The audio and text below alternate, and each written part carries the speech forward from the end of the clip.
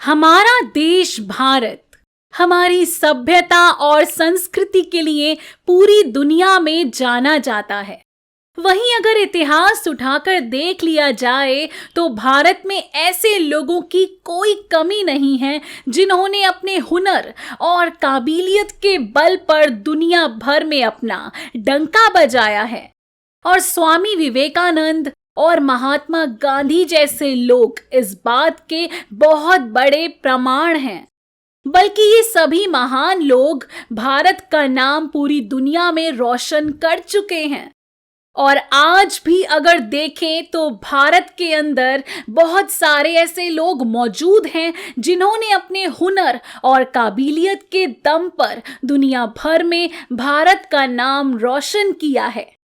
आज इस वीडियो में हम बात करेंगे कि आखिर क्यों दुनिया भर में टॉप कंपनीज के ज्यादातर सीईओ भारतीय हैं। दोस्तों, स्वागत है आपका हमारे YouTube चैनल हिंदी पैक पर, जहां हम लेकर आते हैं आपके लिए इंटरेस्टिंग, मजेदार और जानकारी देने वाली वीडियोस। और आज का वीडियो भी काफी इंफॉर्मेटिव होने वाला है, तो वीडियो को आखिर तक जरूर देखें। दोस्तों, माइक्रोसॉफ्ट सीईओ सत्य नडेला और गूगल के सीईओ सुंदर पिचाई, गोडैडी के अमनपाल बुटानी, मास्टरकार्ड के अजय बांगा और इन सब के अलावा फॉर्च्यून 500 कंपनीज में से 30% सीईओ इंडियंस हैं। दोस्तों, 2015 की बिजनेस स्टडीज के हिसाब से 10% of the world hi tech companies के सीईओ भी इंडियंस ही हैं। लेकिन जो हैरान कर देने वाली बात है वह यह है कि अमेरिका में एक इंडियन की एवरेज सैलरी एक अमेरिकन से ज्यादा होती है। और अब सवाल यह उठता है कि अमेरिका अपने ही देशवासियों को छोड़ एक इंडियन को $3,120 से ज्यादा क्यों पे कर रहा है। और दोस्तों, क्या आपको पता है कि ग्लोबल कंपनीज हमेशा से अपनी कंपनी के लिए एक ऐसा सीईओ चाहती हैं जो चीजों को याद रखने में और जुगाड़ लगाने में बेस्ट हो। लेकिन इन सब के बीच सवाल यह खड़ा होता है कि यह सब बड़ी मल्टीनेशनल कंपनीज अपनी कंपनी को संभालने के लिए एक इंडियन ही क्यों चुनती हैं। वैसे हम इंडियंस हर जगह ही अपना हुनर दिखा चुके हैं, फिर बात चाहे ओलंपिक्स की हो या क्रिकेट की, साइंटिस्ट की हो या मिथोलिसिस्ट की, हम इंडियंस ने अपना नाम दुनिया के हर कोने कोने में रोशन किया है। लेकिन इसी बीच सवाल यह उठता है कि बड़ी कंपनियां सीईओ के पद के लिए हम इंडियंस को ही क्यों चुनती हैं। दोस्तों, आपको जानकर हैरानी होगी कि इस सवाल के एक नहीं बल्कि कई सारे जवाब हैं, क्योंकि हम इंडियंस में वो काबिलियत है जिसके चलते हम अंतर्राष्ट्रीय स्तर पर भी अपनी अलग पहचान बना पाते हैं। दरअसल हम भारतीयों में जो सबसे खास बात है वह है अडैप्टेबिलिटी, ह्यूमिलिटी, मल्टीलिंग्विस्टिक। दरअसल अडैप्टेबिलिटी में हम सिचुएशन, प्लेस और पर्पस के हिसाब से अपनी खुद की लैंग्वेज और रहन सहन और बिहेवियर चेंज कर लेते हैं, क्योंकि बचपन से लेकर बड़े होने तक हम हर प्रकार के, हर धर्म के लोगों से मिलते हैं, जिनके साथ रहकर हम भी अपने बिहेवियर और अपने रहन सहन में काफी बदलाव करते हैं। यानी कि सिचुएशन के हिसाब से हम खुद को बदल लेते हैं। तो यह क्वालिटी तो हम इंडियंस में कूट कूट के भरी है, क्योंकि इंडिया एक डाइवर्स कंट्री है, जिस वजह से हम अलग अलग माहौल में बहुत कुछ सीख जाते हैं। क्या आपको पता था इसके पीछे साइकोलॉजी भी हो सकती है।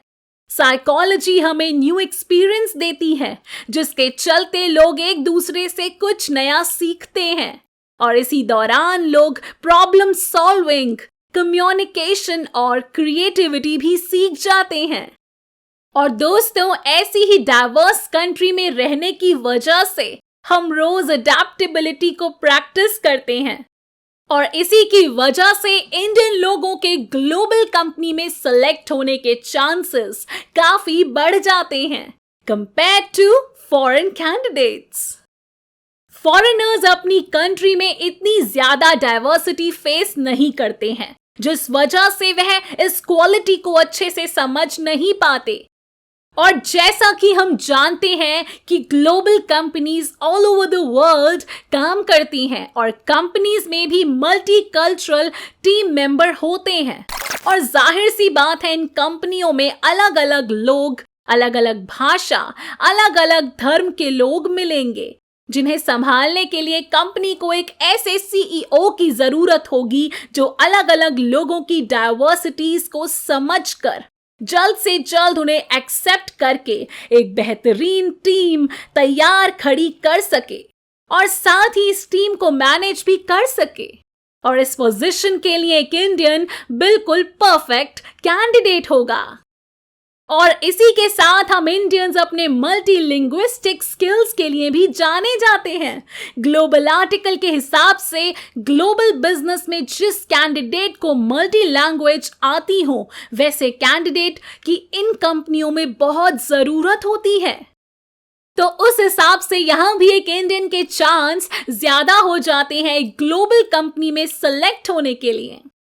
दोस्तों, नॉर्मली एक इंडियन को 3 लैंग्वेजेस तो आती ही हैं। पहली उनकी अपनी मातृभाषा यानी कि मदर टंग, दूसरी इंग्लिश और तीसरी हिंदी, और इसके अलावा इंडियन साथ ही साथ अपने दोस्तों की भाषा भी थोड़ी बहुत सीख लेते हैं।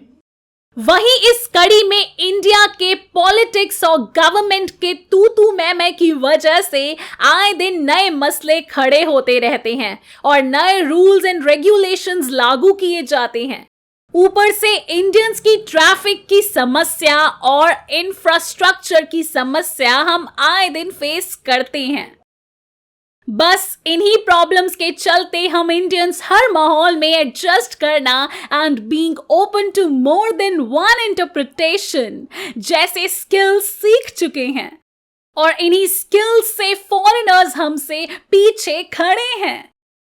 और हकीकत में यह चीज बिजनेस में आपके बहुत काम आती है, क्योंकि कॉर्पोरेट वर्ल्ड में एक साथ 10 चीजें चल रही होती हैं जिन्हें देखते हुए आपको बिजनेस में अपना डिसीजन बनाना होता है। और वहीं इंडियंस में यह क्वालिटी पहले से ही मौजूद होती है, इसलिए वह कॉर्पोरेट वर्ल्ड में अच्छे से काम कर पाते हैं। अब बात आती है उस काबिलियत की जो पूरी दुनिया में सिर्फ हम इंडियंस के पास है। हम इंडियंस के पास 2 क्वालिटी हैं, जिनमें से एक है चीजों को लंबे समय तक याद रखना और दूसरा जुगाड़ लगाने की तरकीब।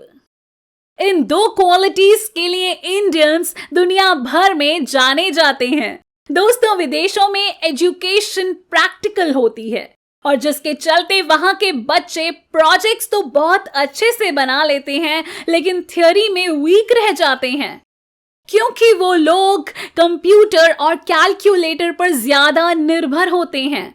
दोस्तों, प्रैक्टिकली अच्छा होना सही है, लेकिन जहां बात आती है चीजों को थियोरेटिकली हैंडल करने की और उन्हें अच्छे से समझने की, तो वहां हमारे इंडियंस काफी आगे होते हैं, क्योंकि हम इंडियंस को बचपन से ही प्रैक्टिकल के साथ साथ थियोरेटिकली भी बहुत कुछ सिखाया जाता है, जिस वजह से हम इन दोनों फील्ड्स में बहुत अच्छा परफॉर्म करते हैं।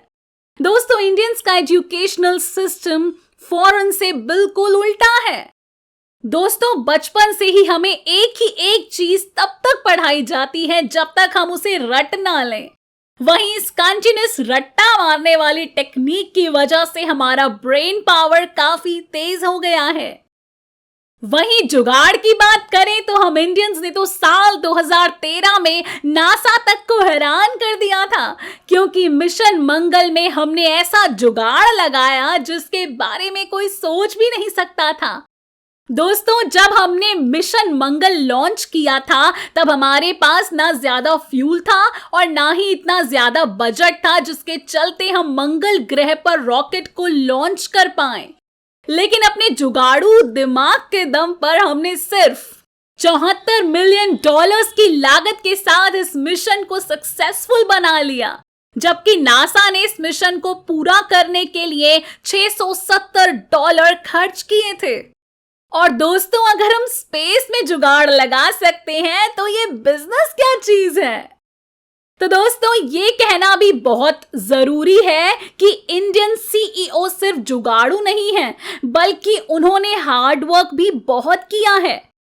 बस इन सारी बातों को नजर में रखते हुए सत्य नडेला, अरविंद कृष्णा, विवेक संग्राम, संजय मेहरोत्रा जैसे कई सारे इंडियन ग्लोबल कंपनीज के सीईओ बन पाए, क्योंकि इन कंपनियों को यह अच्छे से पता है कि इंडियंस को सिर्फ ऊपर की बात ही नहीं बल्कि अंदर के कंपटीशन के बारे में भी पता है, और यह भी अच्छे से पता है कि इंडियंस आगे चलकर कंपनी को और भी ज्यादा ग्रोथ में लेकर जाएंगे। अब तक यह बात तो साफ हो गई कि सुंदर पिचाई, पराग अग्रवाल, इंदिरा नूई और आशु जैन जैसे इंडियंस के पास वह हुनर था कि वह फॉरेन कंपनीज के सीईओ बन गए। लेकिन ऐसे में यह सवाल भी उठता है कि यह सभी लोग भारत में रहकर भारतीय कंपनियों के सीईओ क्यों नहीं बने।